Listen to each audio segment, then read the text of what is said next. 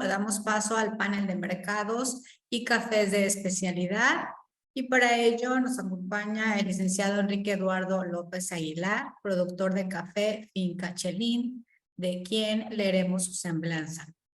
Enrique Eduardo López Aguilar es originario de Oaxaca, productor y administrador por 13 años desde el 2001 al 2014 de las fincas de la familia Santa Cruz, fundada en el año 1956 por su padre Jaime López Bertis, y Las Nubes, comprada en el año 1986, ubicadas en la Concordia, Chiapas. Productor y fundador de Finca Chelín, localizada en Candelaria, Los Sicha, Oaxaca, en 2013. Presidente y CEO del Instituto de Investigación, Innovación y Adaptación del Café de Oaxaca, Innova Café, año 2015. Investigador de procesos bioquímicos de fermentación de café, cultivo y materiales genéticos por 21 años. Productor ganador de múltiples premios de café a nivel nacional e internacional desde el año 2002. En el año 2004 fue ganador del primer lugar internacional, concurso realizado por el Consejo Mexicano del Café. Año 2016, ganador del primer lugar internacional en concursos realizado por la certificadora Rainforest Alliance en Nueva York. Año 2012, segundo lugar en el primer concurso de Tasa de Excelencia México. Año 2019, primer y tercer lugares en concurso realizado por la empresa internacional Carabela Coffee, etc. Es catador Q-Grader por el Coffee Quality Institute desde 2010 y catador internacional desde el año 2004. Presidente del Agroclúster Cafés de Especialidad de Oaxaca en el año 2018 y presidente del Consejo Mexicano de Cafés Extraordinarios, año 2019. Iniciamos con la plática. ¿Qué tal? Buenas tardes a todos los panelistas. Soy su servidor Enrique López Aguilar, productor y dueño de Finca Chelín y actualmente presidente del Consejo Mexicano de Cafés Extraordinarios. Tengo el gusto de poder colaborar y dar algunos comentarios con respecto a la perspectiva que tiene México como país en el tema de producción de cafés, específicamente la categoría de cafés especiales y cafés extraordinarios, que no es más que estos cafés tienen una particularidad porque son evaluados por gente experta y hay protocolo para poder determinar la calidad en términos de puntos. Así es como se identifica un café de especialidad. En la actualidad el mercado mundial está creciendo mucho y de lo que actualmente todos los 52 países que producimos café, el mercado necesita 3 veces más de lo que actualmente se produce como verdaderos cafés de especialidad. Lo que quiere decir que hay un mercado de oportunidades a nivel mundial y que estos cafés, sin duda, generan un incremento de mayor riqueza y bienestar a los productores. México, por ser uno de los bastiones a nivel mundial más retirados al Ecuador, se dice que son más difíciles que en los próximos 30, 50 años desaparezca realmente la producción de café, sobre todo de alta calidad. Entonces, por lo tanto, hoy el mercado mundial está muy interesado en adquirir cafés de México, precisamente por la demanda que podemos nosotros producir en nuestro territorio tan amplio que hay desde el sur hasta Colima, Nayarit. Y de manera personal, como Finca Chelín y como productor, hemos tenido acercamiento con muchas de las empresas tostadoras más importantes del mundo, por lo cual yo como productor, y aunque he apoyado y asesorado a miles de productores en los últimos 9 años aquí en México, pues la verdad que no es suficiente para poder tener la custodia de esos cafés e iniciar el procedimiento de la exportación o la comercialización. Inclusive hay un impedimento muy crítico en este tema de las exportaciones, porque si yo quisiera enviar 30 kilos o un saco a Dubái, es 3 veces más caro que enviarlo desde Colombia. Entonces creo que esas cosas o estos temas, ojalá que hubiese la participación y la facilidad del gobierno para que pudiera hacer gestiones o acuerdos con estas empresas, sobre todo de paquetería, mensajería como DHL, UPS o FedEx, que pudiera regular y hacer esfuerzos de acuerdos regulatorios para que los envíos sean mucho más económicos.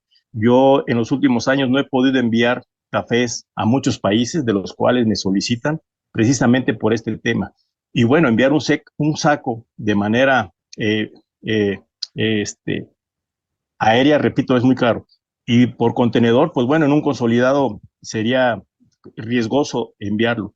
Entonces considero que esto nos puede facilitar mucho, es un mercado de oportunidades para los cafés mexicanos para poder facilitar, repito, este posicionamiento en el mercado mundial que poco a poco en la última década México se ha vuelto una vitrina de cafés de alta calidad.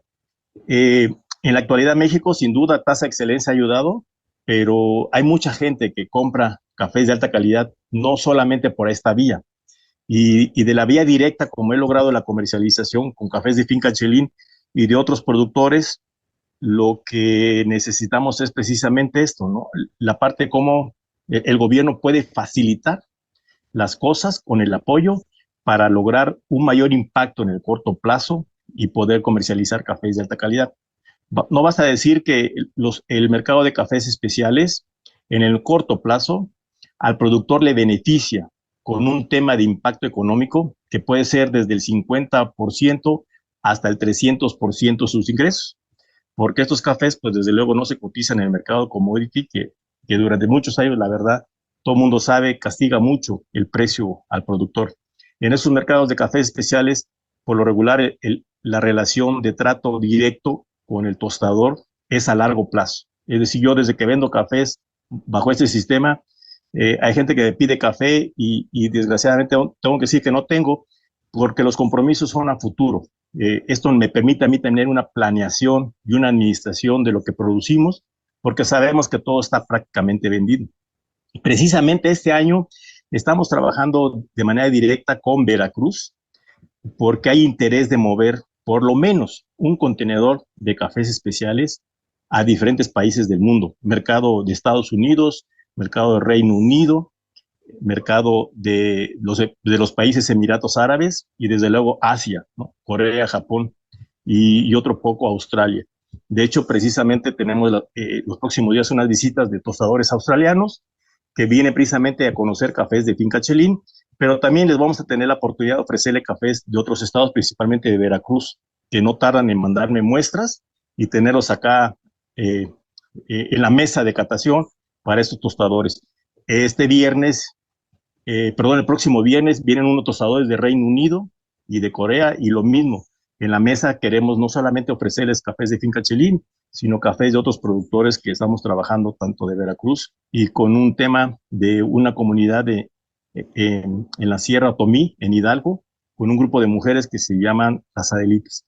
Entonces, prácticamente esto sería un anuncio que México ya es motivo de interés en los mercados internacionales, sobre todo tostadores micro y grandes, pero de los mejores del mundo, que desde luego los precios pueden ser inclusive de mucho alto valor para el pequeño productor. Entonces, creo que estamos en una gran oportunidad de sumar esfuerzos, voluntades, pero principalmente con el esfuerzo del gobierno, que realmente sea un facilitador para poder tener la oportunidad que en los próximos tres años México realmente esté, que eso es mi sueño y creo que se puede lograr, que México aparezca como de los 10 mejores cafés del mundo. Es decir, que sea tan reconocido como los cafés de Etiopía, como los cafés de Colombia, como los cafés de Guatemala, como los cafés de Costa Rica, y que, por cierto, no le pide nada en calidad a ninguno de estos países.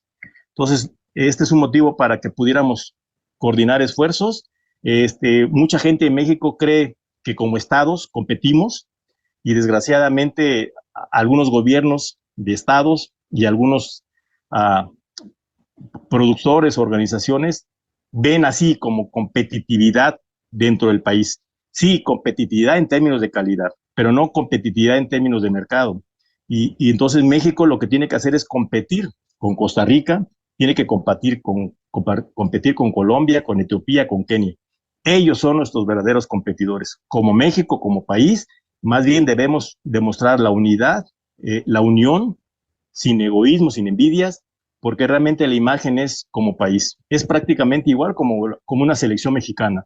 La selección mexicana realmente compite con las demás selecciones de los demás países del mundo y en el café es igual. Entonces, si demostramos unidad, fortaleza, lo que vamos a lograr es que en el corto plazo México sea potencia y esté entre los 10 mejores del mundo.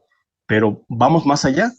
Podemos lograr que en 6 años no solamente México, el café sea una parte importante entre los 6 u 8 rubros del PIB nacional, pero que además México entonces pudiera competir en términos de productividad, calidad, y pudiéramos llegar a ser uno de los 5 mejores cafés del mundo, lo que provocaría, sin duda, mucha migración, turismo rural, turismo de otros aspectos, economía, gastronomía, artesanías, de gente que viene a México.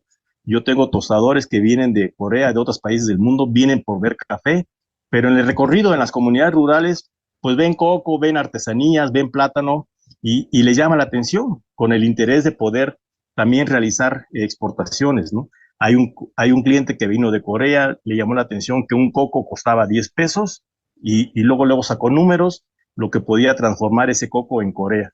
Entonces creo que el café puede también abrir puertas, es una vitrina de México al mundo y oportunidades que además de café puedan llevarse muchas de las riquezas culturales y de otros productos e insumos que nosotros producimos.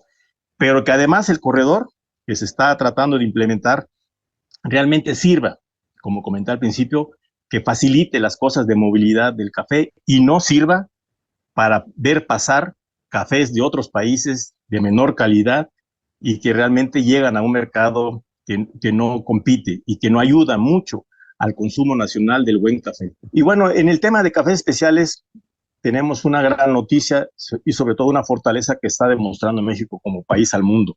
De todos los tostadores internacionales que tenemos visitas este año y programadas los próximos años, hemos anunciado que tenemos una colaboración entre Oaxaca y Veracruz.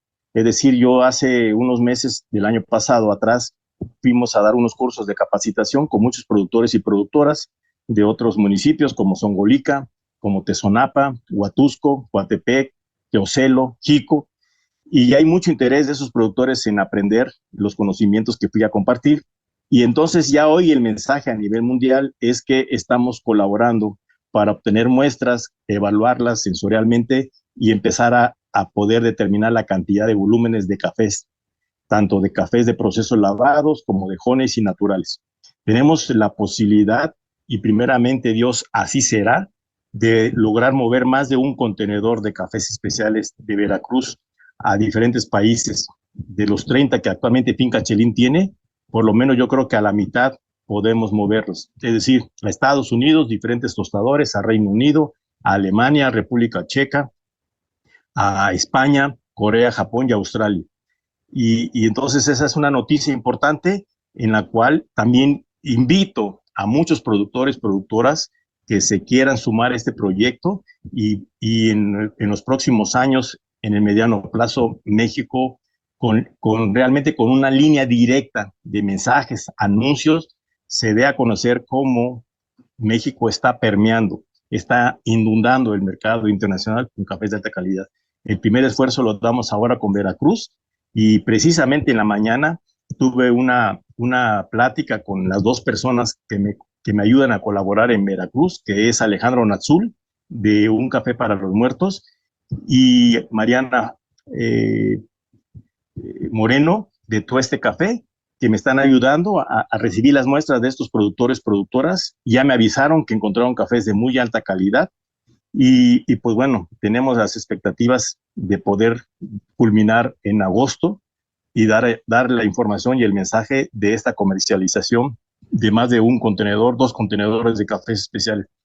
Creo que México va bien y con la suma de todos los esfuerzos y mayor involucramiento de productores y productoras, estaremos dando el posicionamiento que queremos. Al menos yo como presidente del Consejo Mexicano de Cafés Extraordinarios, ese es mi sueño, ver que realmente México sea reconocido a nivel mundial como una verdadera potencia de cafés de alta calidad. Pues bueno, de mi parte agradezco mucho la atención, el escucha y por ahí quedaré a sus órdenes en cualquier pregunta y duda y con mucho gusto darle respuesta. Muy bien, agradecemos a nuestro panelista de mercados y cafés de especialidad, licenciado Enrique Eduardo López Aguilar, productor de café de la Finca Chelín. Si tienen alguna pregunta, con gusto pueden anotarla en la plataforma o en el chat y continuamos. Bien, va el turno del doctor Gerardo Hernández Martínez, director general del Centro Agroecológico del Café, con su parte de agroecología y cafés de especialidad, y me voy a permitir leer una pequeña semblanza. Él es biólogo de formación, doctor en ecología y manejo de recursos naturales por el INECOL y postdoctor por el Colbert en desarrollo regional sustentable, con especialidad en cafeticultura, ganador de 5 premios nacionales en ciencias y sustentabilidad, ha publicado diversos libros y artículos científicos, se ha desempeñado como docente universitario, gerente de gestión de calidad para la denominación de origen Café de Veracruz, consultor para la FAO en Centroamérica, director de Agricultura del Estado de Veracruz y actualmente es director de Cafecol AC. Adelante. Buenas tardes a todos, gracias por la invitación para dar esta charla. El tema del cual les voy a platicar el día de hoy está relacionado con la agroecología y los cafés especiales. Aquí en la portada de la presentación puse la portada de un pequeño manual que desarrollamos, se llama El cultivo del café hacia un manejo agroecológico, y le pusimos de precisión. El haber puesto de precisión causó un poco de inquietudes dentro del gremio de la agroecología, pero a continuación voy a explicar por qué, cuál es la importancia, digamos, de la precisión en las acciones que podamos tomar en campo y cómo se marca este concepto dentro de la agroecología en términos generales. Bueno, esta es, digamos, la línea de base de trabajo y de comprensión de lo que ha sucedido con nuestra cafeticultura, ¿no? En estas líneas se resume la historia de tantas vidas, tantos procesos, economía, ingresos, divisas, recursos en términos generales económicos, que mueven, por supuesto, la economía de nuestro país, ¿no?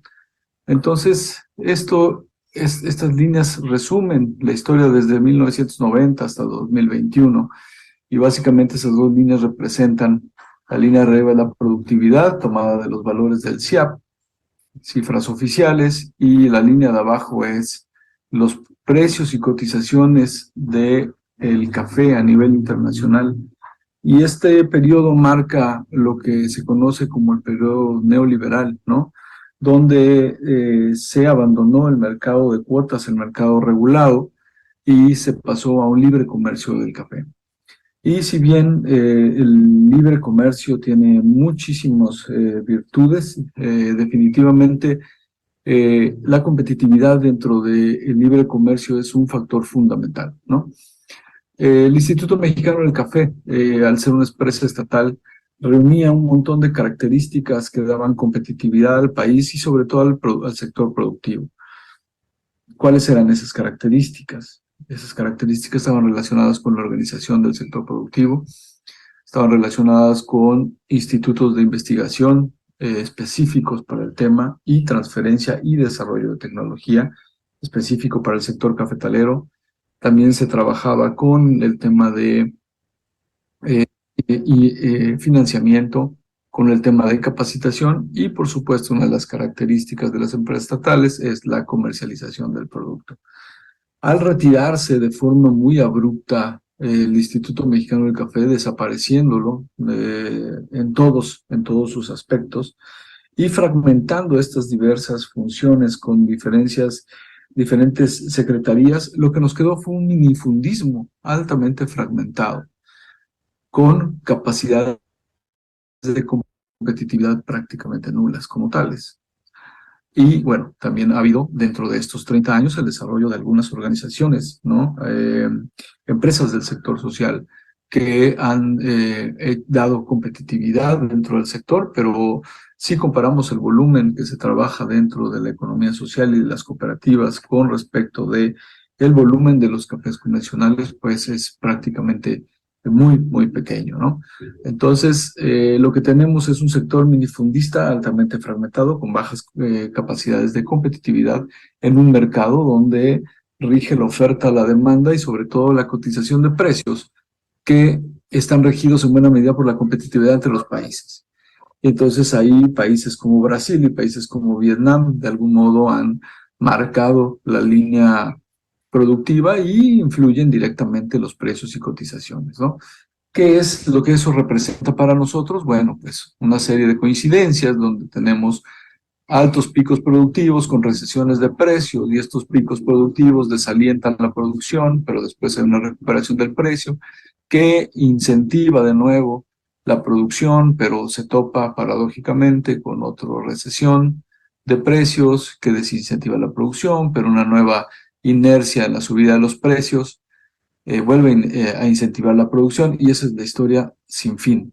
Sin embargo, estas oscilaciones, ¿no?, que han estado marcando al sector productivo, bueno, pues hemos pasado de un pico de 6 millones de sacos para 1996 a una caída en nuestra productividad y por supuesto los ingresos que eso significa, que por ahí en un cálculo que hice hace un tiempo están alrededor de 6.000, 7.000 millones de dólares en pérdidas por solamente pérdida de productividad, ¿no? No hablando de precios, sino solamente por pérdida de productividad.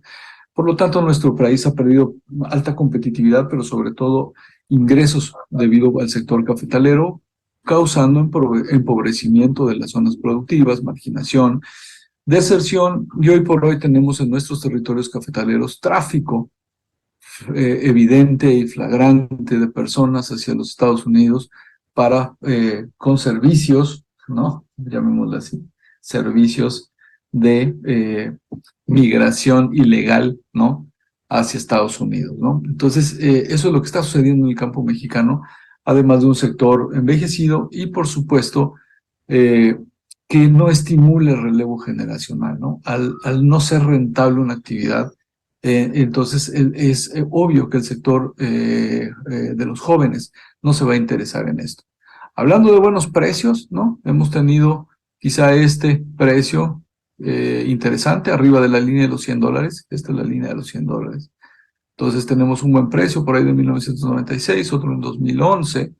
Aquí se mantuvo arriba por ahí 2014 y nuevamente y finalmente el último estímulo que tuvimos en términos de precios en los años de 2020-2021. Todavía tenemos una colita de esos precios, pero sabemos que nuevamente van a caer. Entonces, ante un sector donde no sabe manejar riesgos, donde las estructuras de empresas sociales son menores, por así decirlo, pues obviamente la competitividad en términos generales es extremadamente baja en un tipo de mercado como el que estamos viviendo, con sus consecuencias. Y entonces es aquí donde últimamente ha cobrado más fuerza esto de los cafés especiales, ¿no? Los cafés especiales se han malentendido en términos de que los cafés especiales son cafés de muy alta calidad y que son muy caros, ¿no? Entonces esa es de algún modo la aspiración de muchos productores cuando están pensando en los cafés especiales, ganar mucho dinero con precios muy altos para cafés de una élite muy alta. Sin embargo, los cafés especiales tienen algunos componentes muy importantes que de pronto han quedado subyacentes y por eso considero importante ponerlos acá. Y bueno, el término es relativamente, no es nuevo, ¿no? Es de 1978.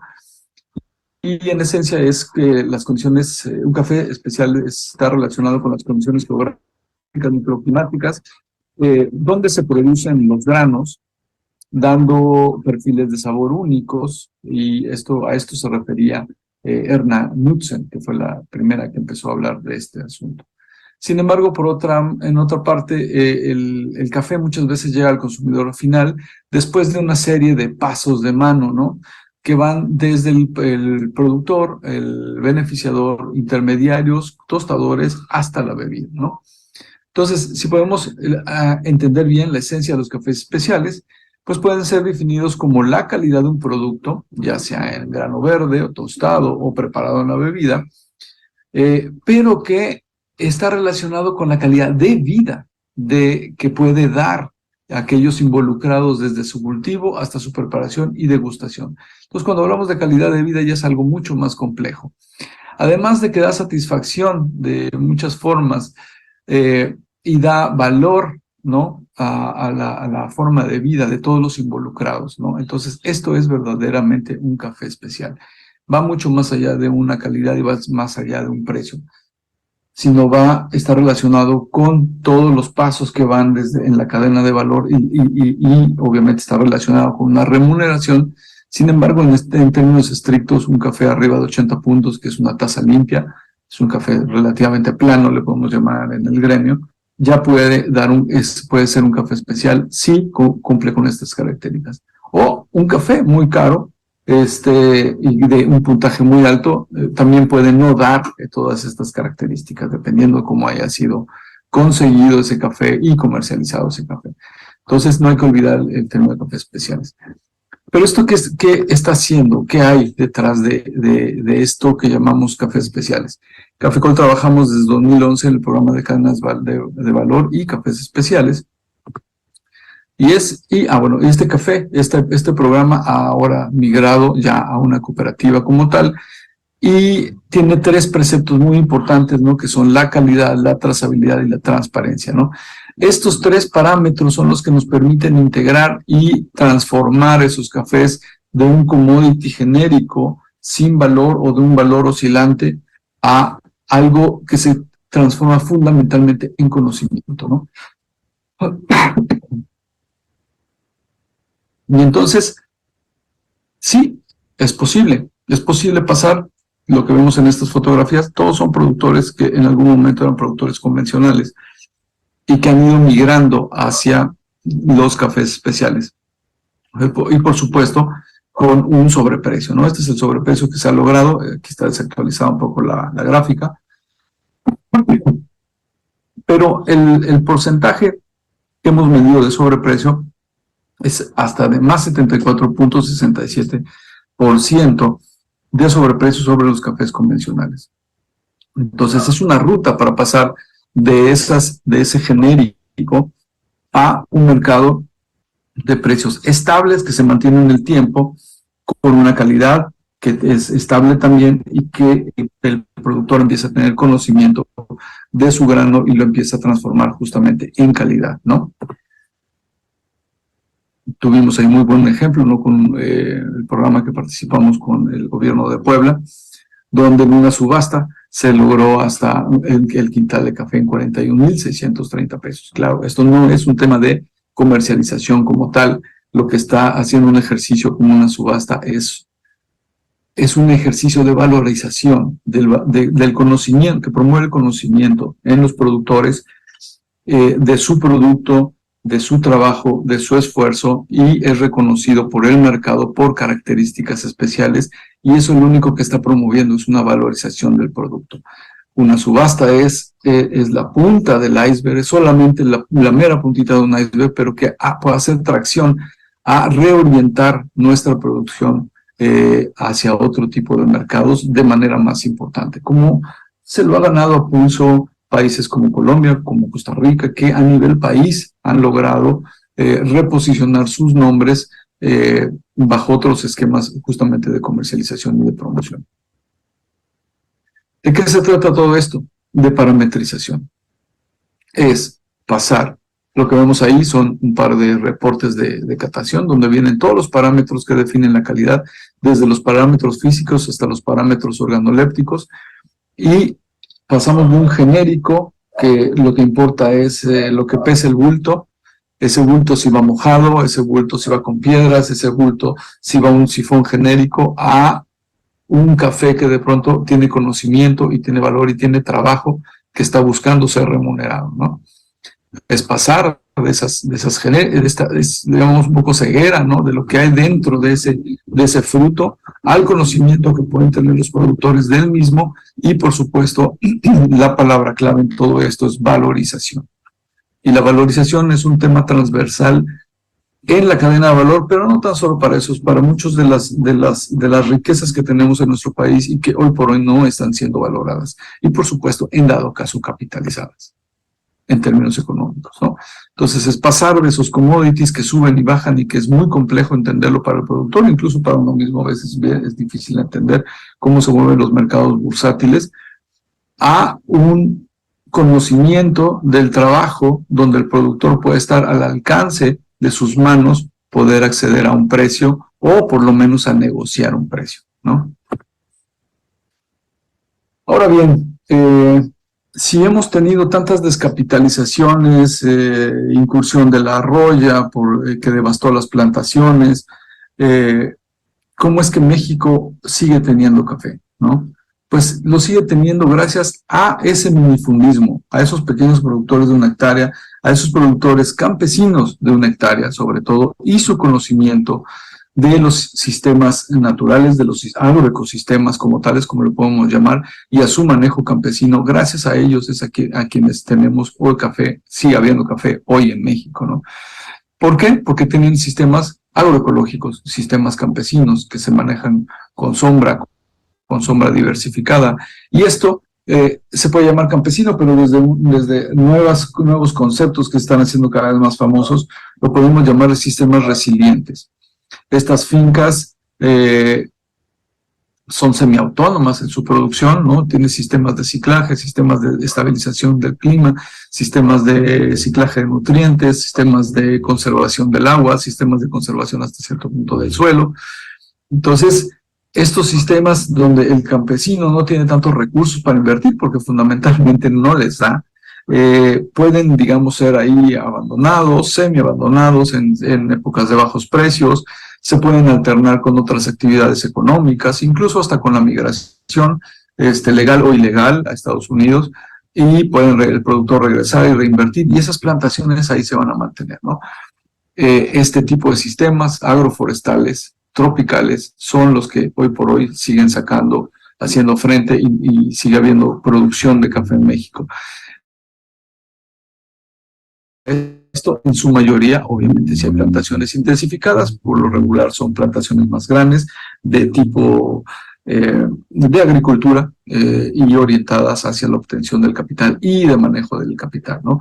Entonces, pero son las menos que hay, ¿no? Entonces, la agroecología es algo muy importante para aprovechar esta condición que tenemos ahora, que es una condición de alta riqueza y de un enorme potencial, y la agroecología es una de las palabras clave ahora. Aquí está hasta cierto punto algo que emitió la misma Academia de Agroecología, ¿no? Y dice: pensar en la agroecología es pensar en resistencia, en identidad, en coevolución, en cultura, en naturaleza, en interacciones ecológicas, en conocimiento científico, en investigación, en sabiduría ancestral y soberanía alimentaria. En el tiempo que he tenido la posibilidad de trabajar en café, digo ya formalmente, ya van para 20 años, desde el 2002 a la fecha, este año es el primero que desde la parte oficial gubernamental se escucha un programa que está relacionado con la agroecología. Bueno, un par, ¿no?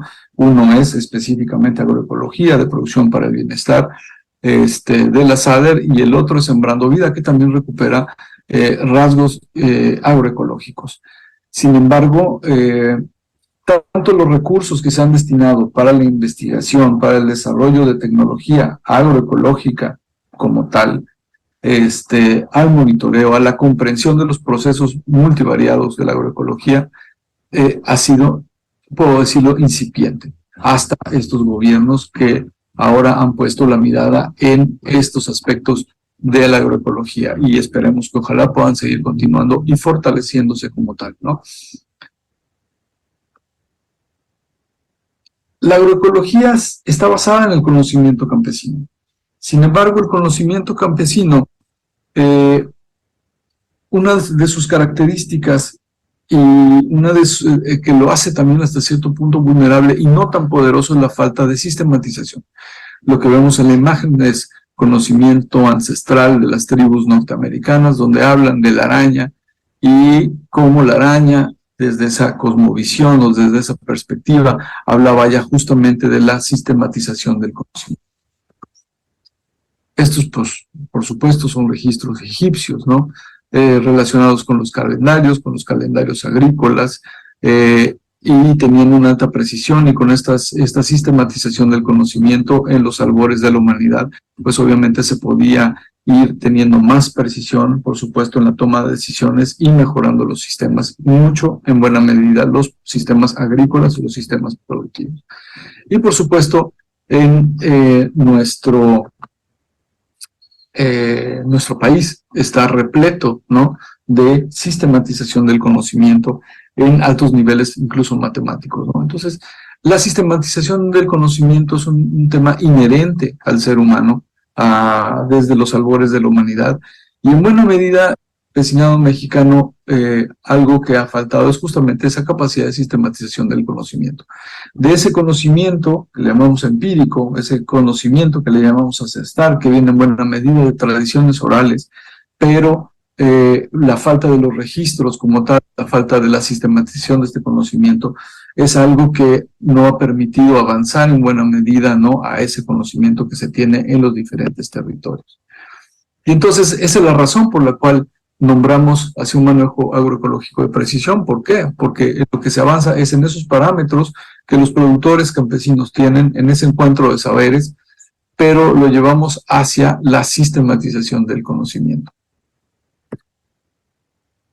Bien, hay una forma que estamos ocupando para poder explicar ahora la agroecología y cómo la agroecología termina justamente en competitividad de mercado para los productores, y es que ahora les decimos a los productores que lo que realmente ellos venden es azúcar, ¿no? Esos azúcares, después obviamente de dinámicas participativas, logramos comprender que esos azúcares, ¿no?, en esta parte de aquí, ¿no?, que es la fase de las reacciones de Maillard. Las reacciones de Maillard es donde intervienen carbohidratos, más fuego, más proteínas, para generar justamente los precursores de sabor que van a definir los aromas y sabores, y que a fin de cuentas eso es lo que se está vendiendo. Esa competitividad para los cafés especiales es esa calidad de aromas, esa calidad de sabores, esa complejidad. O en la segunda fase de la tostación, ¿no?, cuando viene la caramelización como tal, pues ese dulzor caramelizado, que también es un conjunto de sabores, es eso lo que están comercializando los productores, azúcares. Entonces les decimos que ellos no venden café, ellos lo que venden son azúcares de café. Entonces cuidar esos azúcares y procurar esos azúcares es en buena medida la competitividad, para poder entender la lógica de producción de azúcares en una planta. Entonces, nos vamos justamente a la comprensión agroecológica y de los parámetros agroecológicos que están relacionados con la producción de esos azúcares, ¿no? En Cafecol tenemos una meta que nos hemos propuesto, que es de 20 quintales por hectárea. ¿Y por qué? Porque puede hacerse muchísimo trabajo en la generación de cafés de alto perfil en términos de calidad, y se puede haber una remuneración hacia esos cafés. Sin embargo, eso es algo que se puede hacer con relativa facilidad, ¿no? Sin embargo, el enorme reto que tenemos es recuperar la productividad. Y recuperar la productividad no en fincas grandes, sino en este minifundismo fragmentado, donde ahorita no tengo la cifra, pero la última que recuerdo eran de 7 quintales por hectárea. Entonces, dentro de parámetros agroecológicos, por unidad de superficie, por número de plantas y por productividad fisiológica de las plantas en sistemas forestales, sin problema se pueden alcanzar 20 quintales por hectárea, incluso en sistemas orgánicos.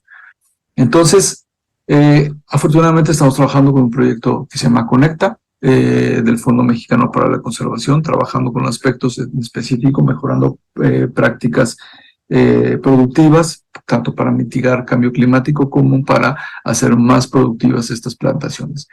Y entonces cuando hablamos justamente de ese sol, ¿no?, ese sol que va a pegar en las plantas y que esas plantas a través de la fotosíntesis van a convertir en azúcares, pues hay que entender la latitud, ¿no?, que está relacionada con los grados en los cuales incide el sol en un punto determinado de la geografía, la precipitación, que después de miles de análisis que hemos hecho en Cafecol y de una tesis de maestría y de comercializaciones explícitas, nos hemos dado cuenta cómo influye en el perfil de taza la precipitación como un segundo factor que determina la calidad del café. Por supuesto, la temperatura en sus diferentes fases, temperatura media anual de un punto en específico que está relacionada con la calidad y esa forma de transformar los azúcares, la planta y volverlos en un fruto más denso, menos denso, más rico en nutrientes, más rico en azúcares o no, es importante. La orientación de la ladera, que está relacionado con la incidencia lumínica que tiene, la pendiente de la ladera, ese es otro aspecto a medir. Cuando hablamos de la sombra de los árboles y la arquitectura de los árboles, del sombreado, del dosel, pues está relacionado con todos los factores anteriores. Y cuando hablamos de la sombra de los árboles es algo complejo, hablamos de estratificación, de densidad, de área basal, de cobertura, de especies, ¿no? De especies de crecimiento rápido, de crecimiento lento. ¿Por qué? Porque a su vez estas especies van a influir en el balance hidrológico de las plantaciones, y eso se debe de manejar en zonas secas, en zonas más húmedas, ¿no? Entonces, eso es un conocimiento complejo que los productores han estado haciendo desde sus saberes tradicionales, pero cuando lo queremos medir se torna de alta relevancia y de alta complejidad en comprensión. Pero justamente entenderlo mejor nos permitirá hacer un mejor manejo y obtener una mejor productividad en ese sentido. La frontera es el manejo del suelo y la nutrición. Y cuando hablamos de nutrición no estamos hablando de fertilidad del suelo, estamos hablando de la capacidad o lo que la planta tiene la capacidad de asimilar en términos de nutrientes, de los macro y de los micronutrientes. Y cuando nosotros volteamos a ver qué porcentaje hace análisis de suelo en este país, es mínimo. Y cuando hablamos de mínimo, por no decir ínfimo, y cuando hablamos de análisis foliares para ver los valores de nutrición reales de la planta, es prácticamente nulo, ¿no? Entonces, ¿cómo se hace la fertilización? ¿Cómo se hace el manejo del suelo? Prácticamente es hecho a ciegas. Todavía tenemos productores que usan las fórmulas del INECAFé o lo que le recomiendan las casas, fundamentalmente las casas comerciales que venden los productos, ¿no? Entonces, no importa cómo esté el suelo, o sea, te venden un paquete de fertilización o, peor aún, hay una contaminación de los suelos exacerbada por la excesiva aplicación de fertilizantes nitrogenados, que lo único que están haciendo es colapsar la misma productividad, ¿no? Entonces, ahí tenemos una barrera, un reto completamente enorme para liberar la productividad. Y esto lo digo para café, pero pasa fundamentalmente en todos los cultivos, ¿no? Para el estado de Veracruz, donde el principal producto de importancia económica son los cítricos, es lo mismo, ¿no? Entonces son muchos millones, cientos, miles de millones de dólares en los cuales hoy por hoy no hay, o se está trabajando, ¿no? Como ya mencioné, estos programas de SADER están trabajando en ese sentido, sin embargo, los recursos son limitados. Entonces, el tema del manejo de suelos y la nutrición es una frontera en la cual hay que trabajar y hace falta muchísima infraestructura y muchísimos subsidios para poder desbloquear esa productividad que está relacionada. El tema de variedades no es desconocido para cualquiera, que es un cóctel de variedades el que está regada en el campo y que ha llegado de una manera desordenada, de forma tremenda desde hace mucho tiempo, y ese es uno de los principales retos. Regular y ordenar el manejo varietal y la genética, el germoplasma como tal, que tengamos certificado en las plantaciones, eso es un reto no de ahorita, va a ser un reto de décadas, y los esfuerzos en ese sentido también son incipientes. Ahora, en los últimos 10 años, se ha desarrollado el tema de la microbiota, que tiene un factor fundamental, porque la microbiota es la que ayuda a hacer las fermentaciones, y las fermentaciones están generando, es parte justamente de la calidad de origen, y con base en esto también se generan precursores de sabor, ¿no? Ahora se está incrementando la calidad por el manejo de la microbiota y las fermentaciones controladas o monitoreadas o inducidas o mejor entendidas, ¿no? Entonces, esa es una nueva forma en la que se está trabajando, y un aspecto que ya no está relacionado con la agroecología, pues es el beneficiado y el almacenamiento. Bueno, el beneficiado húmedo sí está relacionado con la agroecología, con la cantidad de sol, con la calidad de lluvia, se va a recomendar o va a ser más propicio algún tipo de beneficiado del café. Todo esto, a fin de cuentas, está relacionado con la conservación de esos azúcares, y esos azúcares que nos van a dar sabores y esos precursores de sabor que se generan o que ya están en la planta están determinados con esto. Entonces, cuando estamos hablando de agroecología, estamos hablando de una comprensión profunda de los procesos fisiológicos, ecológicos y socioecológicos que suceden en los territorios. Y es algo que se está trabajando, insisto, ahora de forma inicial hasta cierto punto, ¿no? Bien, los sistemas agroecológicos son muy importantes porque no tienen al monocultivo, ¿no? Sino algo que es muy importante y no entra en las cuentas nacionales. Sin embargo, los que hemos convivido profundamente en el sistema rural mexicano, sabemos y conocemos que es el sostén de las familias, ¿no? Es el sostén de la alimentación de las familias campesinas. Sin embargo, también ese es otro punto débil porque se ha estado induciendo a estas economías de capital donde en los territorios rurales indígenas se valora mucho el capital y se ha desvalorizado tremendamente los recursos locales, ¿no? Hay una frase, no voy a decir de qué región ni de qué etnia, pero se consideraba que era de jodidos comer quelites, ¿no? ¿Por qué? Pues hace sentido, ¿no? La gente que de pronto recoge hierbas para poder alimentarse, quiere decir que carece, o pareciera ser que carece de capital, ¿no? Y como lo que importa en este mundo es tener dinero y tener capital, y hacia eso hemos estado induciendo, y toda nuestra cultura hacia eso va, cada vez más a la endiosización del capital. Perdemos esta valorización de productos nutritivos, de productos valiosos, de productos sanos, y de medicinas y de una gran cantidad de cosas que están ahí en esos sistemas agroecológicos donde el café vive. Por eso me gusta esta imagen, porque pues, representa una serie de productos y de actividades, y por aquí se asoma el café, ¿no? El café es solamente uno de esos elementos, pero es un elemento rector, porque es el elemento que da capital a ese sistema. Y si no está resuelto el sistema de capital, ese sistema se desploma o se transforma. Aquí hay otros sistemas que van a dar capital, como la caña, como el potrero, ahora los aguacates o los limones para la zona baja, que están transformando y perdiendo todo este potencial, ¿no? La cantidad de productos son muchísimos. Hay un estudio donde Víctor Toledo en Puebla encuentra hasta 1000 plantas, 1000 especies en la flora de un cafetal y 300 plantas útiles para diversos propósitos, ¿no? Ahora, si bien el café es importante por la cuestión económica, ¿no? Para nuestro país, no hay que olvidar que el café es un producto exótico, ¿no? Que llega a estos bosques tropicales. Si bien la importancia está en ese sentido, en términos sociales y en términos económicos, un factor fundamental estratégico y desde mi punto de vista de seguridad nacional es el agua. Las regiones cafetaleras están en las zonas de mayor captación de agua de nuestro país, y están justamente en la región, en la posición de la cuenca, por lo menos para Veracruz, donde más llueve. Entonces, si estas plantaciones no están manejadas o bien manejadas o sufren transformaciones, pues vamos a tener un impacto muy importante en los ciclos hidrológicos de estas regiones, que por lo menos esta de aquí y esta de acá son las dos principales regiones hidrológicas de nuestro país, ¿no? Y el potencial es muy importante. Y a simple vista no hay que ser muy sabio ni a meterle muchos análisis para ver el nivel de verdor. Este es el censo cafetalero y las diferentes regiones del país. El verdor en buena medida está en las zonas cafetaleras. Además, que el bosque mesófilo de montaña es uno de los sistemas más biodiversos a nivel mundial, y los cafetales tienen enorme capacidad de conservar las especies del bosque mesófilo, el cual es uno de los sistemas más amenazados en desaparecer, ¿no?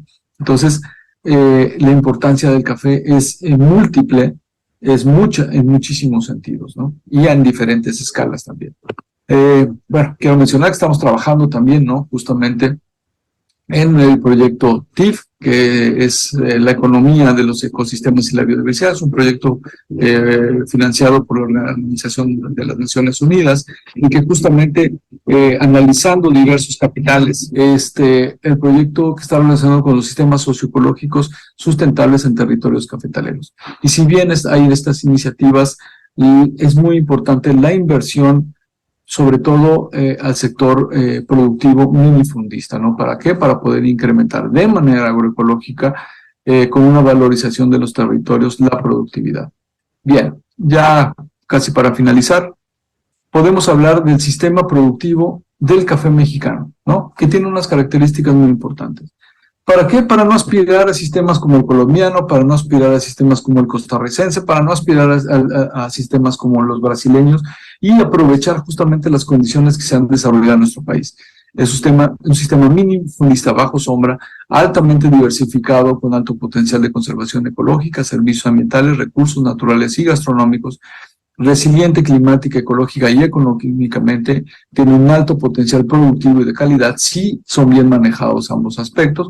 Tenemos una excelentísima posición geoestratégica en términos comerciales y de recursos naturales, alto potencial de conservación de culturas originales ancestrales, ya que el 65% de los productores pertenecen a una cultura original, y por supuesto un altísimo potencial paisajístico y turístico que hoy por hoy no se prácticamente está desaprovechado, pero ahí está, ¿no?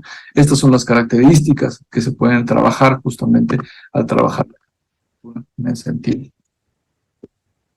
Y bueno, finalmente tenemos un esfuerzo que realizamos en la plataforma del Café de México, la riqueza de sus regiones. Los centroamericanos dicen que somos el gigante dormido. Yo creo que no es que estemos dormidos, sino que estamos un poco aletargados en otros sentidos. Y bueno, esta es justamente hablando de la sistematización del conocimiento, pues es una base común de conocimiento desde la historia hasta la regionalización, que aporta un sistema de nomenclatura para los orígenes y eventualmente un sistema de evaluación y trazabilidad. Es un elemento de valorización y promoción del café mexicano, y también es un sistema potencial para la consulta, información y toma de decisiones. Entonces, bueno, pues ya como comentario final, muchas gracias por la invitación. Hay enormes retos, hace falta muchísima inversión en el sector productivo, sobre todo para elevar la productividad de manera agroecológica, reforzar los esfuerzos, trabajar más sobre todo con la sistematización, y hay vacíos de conocimiento importante que aún deben de ser llenados. El potencial de nuestra cafeticultura es enorme por su calidad, por su posición estratégica, y puede recuperarse de una manera acertada y no orientándonos a una intensificación, una tecnificación que no daría frutos. Y si trabajáramos con esta lógica, si podemos estar produciendo hasta 10 millones, 8 millones de sacos que jamás hemos tenido. Sin embargo, un sistema de este tipo agroecológico es posible que nos lo dé. Muchísimas gracias. Agradecemos al doctor Gerardo Hernández Martínez por su panel Agroecología y Cafés de Especialidad. Y bueno, vamos a dar paso a hacer preguntas y respuestas. Tenemos dos preguntas para usted. La primera es, ¿se tienen identificadas regiones en el Istmo de Tehuantepec que puedan generar cafés especiales? Pues el Istmo es una conjunción territorial, ¿no? Y hay unas zonas de importante potencial de café. Está la conjunción de los estados entre Oaxaca y Veracruz, que es una continuación justamente de las sierras y una conjunción de las sierras. Así que, por supuesto, hay potencial. Y a lo largo de la historia de la cafeticultura se ha valorado muchísimo los cafés de zonas muy altas. Sin embargo, hay un potencial muy importante para las regiones tropicales también, ¿no? Y no tan solo en términos de volumen, sino también en términos de cantidad. Entonces, sí, efectivamente, pero bueno, el Istmo en términos generales, bajo este contexto del seminario, pues va a ser muy importante para incrementar las vías de comunicación, y ya se ha mencionado muchísimo para las capacidades de comercialización de los productores de los 3 principales estados productores de café. Muchísimas gracias por esa respuesta. Seguimos con la siguiente pregunta. ¿Cuáles serían las prácticas agroecológicas que se correlacionan con los cafés que logran buena calidad para poder reconocerse como especiales? Bueno, ahí pusimos en la presentación la lista de la comprensión de las prácticas. Muchas veces se centra mucho las prácticas agroecológicas en el suelo, porque es obviamente el principal componente, ¿no? Que es donde se ha estado trabajando, sobre todo con la comprensión de la microbiología del suelo, trabajando con bioles, trabajando con la microbiota, con compostas, con bokashis, ¿no? Que es una forma, obviamente, de reintegrar y de restituir la funcionalidad del suelo. Ese es donde fundamentalmente se radican muchas de las prácticas agroecológicas que hoy por hoy se están promoviendo de manera muy acertada en los programas de gobierno. Y que, como mencioné, en 20 años, o la historia que puedo llegar a tener de manera personal, nunca había visto que se promoviera de esta manera desde la parte gubernamental, lo cual lo celebro y aplaudo muchísimo. Sin embargo, la agroecología va un poco más allá, va en la comprensión de la dinámica de los árboles, de la estructura del mismo dosel, de cómo eso irradia las plantaciones y los conocimientos campesinos que ya tienen, solamente que hay que irlos, digamos, parametrizando de una forma diferente y llevándolo al registro, ¿no? En términos de la pendiente, de prácticas de labranza del suelo, en términos de contención de la erosión. Entonces, es básicamente la lista que pusimos ahí y por supuesto centrarse en las plantas y en el manejo de las plantas. Una de las prácticas más importantes y más olvidadas es la poda del café. La poda está al alcance de la mano y de una tijera o de un machete. Sin embargo, los productores, muchísimos, han dejado la poda de lado. Entonces, hay muchas cuestiones de entender de manera integral el cultivo, que eso es a lo que le estamos llamando agroecología. Doctor, muchísimas gracias por su respuesta y por su participación con su interesante panel. Y con esto damos por finalizada su intervención. Agradecemos y continuamos con el programa. Muchas gracias. Buenas tardes. Buenas tardes y continuamos en este panel de mercados y cafés de especialidad. El comentarista que nos acompaña es el doctor Victorino Morales Ramos, investigador del Colegio de Postgraduados Campus Córdoba, quien nos comparte una breve semblanza. Doctor Victorino Morales Ramos, su formación es de ingeniero agroindustrial por la Universidad Autónoma Chapingo, con maestría por el Colegio de Postgraduados y doctorado por la Universidad de Nottingham en el Reino Unido. Es profesor investigador titular del Colegio de Postgraduados en Campus Córdoba, donde funge como responsable del área de ciencia y tecnología del café. Su línea de investigación es sobre la innovación y desarrollo de procesos agroalimentarios para el bienestar social, donde ha sido líder de proyectos de investigación sobre café.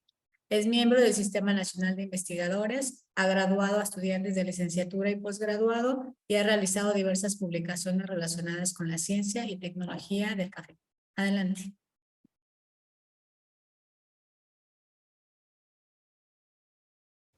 Bueno, pues muchas gracias. Quiero agradecer a los organizadores del evento por invitarme a comentar este panel de mercados y cafés de especialidad.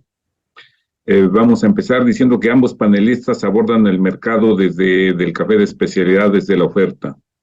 Gerardo nos habla de los factores agroecológicos que limitan las regiones geográficas, que por sus características físicas y ambientales, llamémosle altitud, precipitación, tipo de suelo, nivel de sombra, temperatura, etcétera, definen microrregiones que particularizan el café ahí producido, lo cual se refleja en los atributos sensoriales a través de los perfiles del sabor del café proveniente de las diversas regiones cafetaleras de México.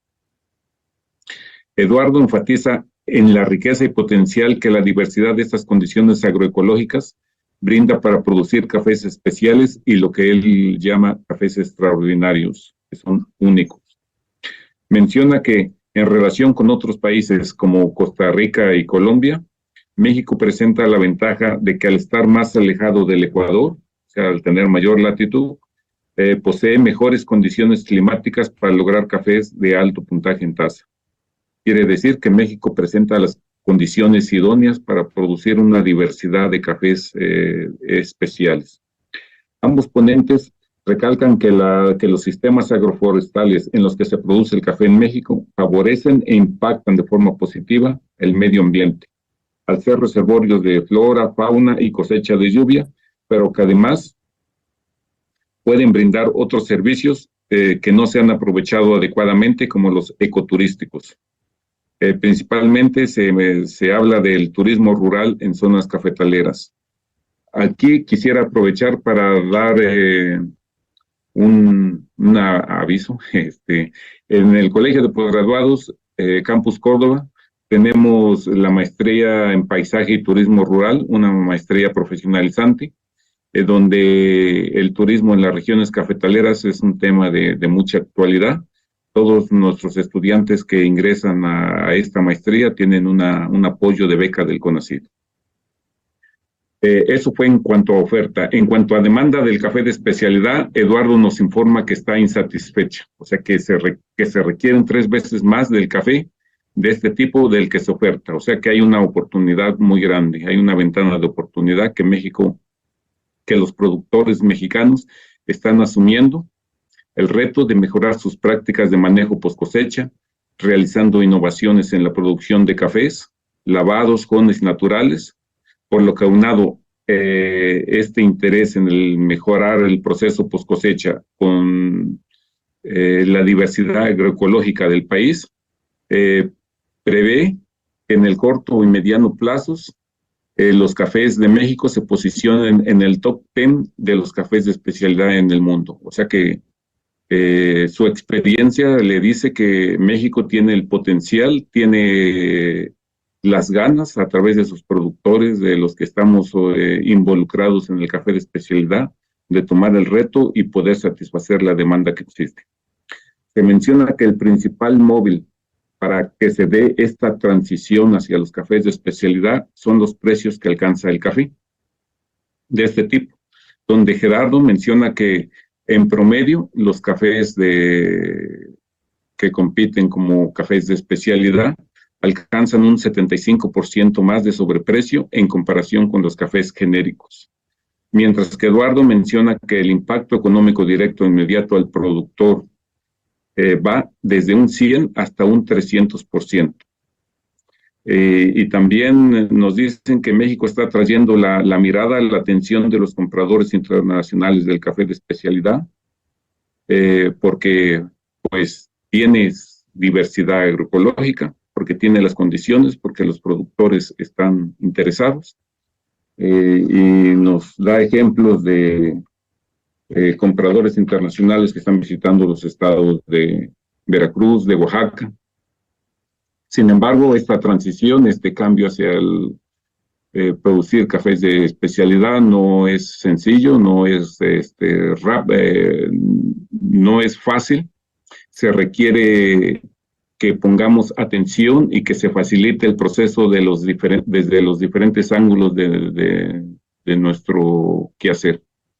En primer lugar, se menciona que la unidad de los actores involucrados, principalmente los productores, que no hay competencia entre ellos, los capacitadores, los centros de investigación como el Colegio de Posgraduados, la Universidad Autónoma Chapingo, el INIFAP, y principalmente se habla del gobierno. Y aquí, aprovechando que este evento es promovido, patrocinado desde instancias gubernamentales, pues nos mencionan que hay que regular y reducir el costo de los envíos nacionales e internacionales, que el corredor interoceánico sea un factor que facilite la movilización de mercancías, no solo de las internacionales, sino de las nacionales.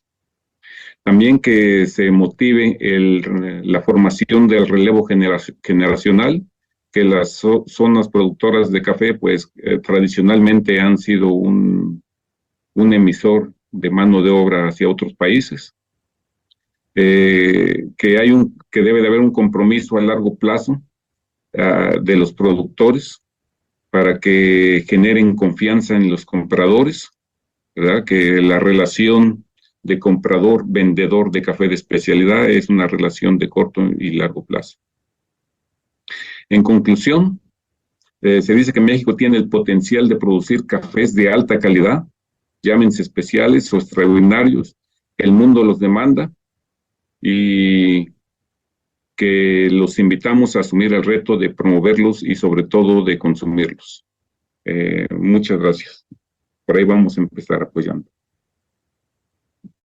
Agradecemos el comentario del doctor Victorino Morales Ramos, investigador del Colegio de Posgraduados Campus Córdoba, y de esta manera se concluye el panel de mercados y cafés de especialidad. Muchas gracias y